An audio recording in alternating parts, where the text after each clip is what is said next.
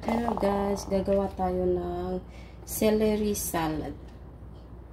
Lagyan natin ng mayonnaise, dried cranberries, at saka meron akong ini-steam na crab stick. Himay-himayin ko at ilagay.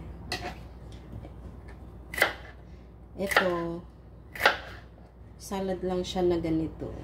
Crispy. Tanghalian ni amo. Dito kasi siya ngayon sa bahay stay home work. Kaya gagawan ko siya ng celery salad na tanghalian niya. Siya lang kumakain ng ganito dito. Kaming lahat. Yung amo kong babae tsaka mga alaga ko, hindi kami kumakain, siya lang. Ganito. Malalaking size.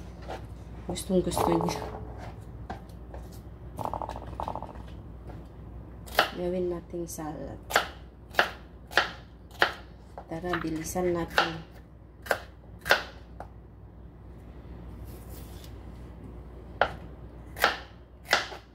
Mostly itong ginagawa ko baon niya sa trabaho.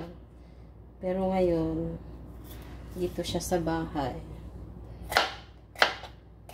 Tamad akong magluto ng mga kanin-kanin, kaya ito na lang mas mabilis.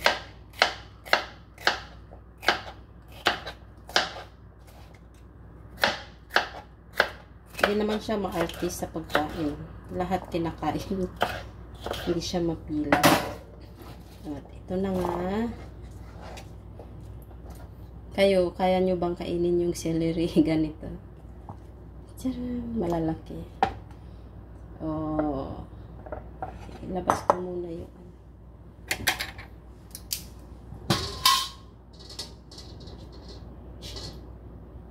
lagyan ko siya ng crab stick. Mainit pa kaya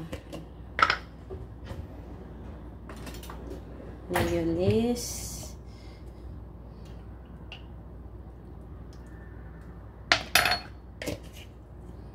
tapos ito cranberry, konting paminta, tapos itong crab stick, himay-himayin natin. Mainit pa.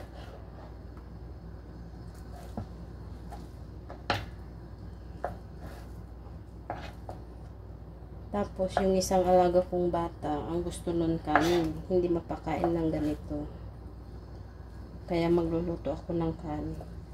Usually, pag ako lang, kung ano yung natira kagabi, o kaya kung anong tirang ulam, yun na yun. Kasi tinatamad akong magluto-luto pa. Siyempre pag ganung naman tayong mga OFW, mas pagpahingaan time na kainan na ganito, mas inuuna na natin yung yung madalian, di ba? Madalian para may time tayong makipag sa cellphone, makapagdudot ba. Yan. Madali lang pong gawin pagkain ng mga health conscious. Yan, crab stick. Minsan nilalagyan ko ng frozen corn. Pero ngayon, ito lang. Crab stick, cranberry, at saka yun na. Tapos halo-halo pa. Ganyan lang.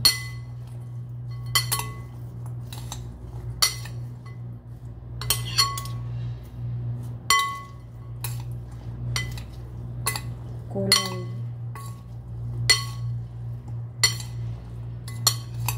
Gustong-gusto niya ng ganito salad. Minsan-minsan ang ginagawa ko yung potato salad. Same procedure din, ganito rin lang. Pag yung salad lang nilalagyan ko ng apple.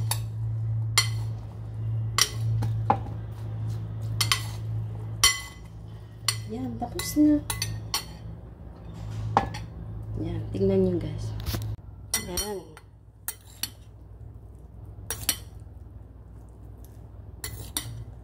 Ganyan lang po.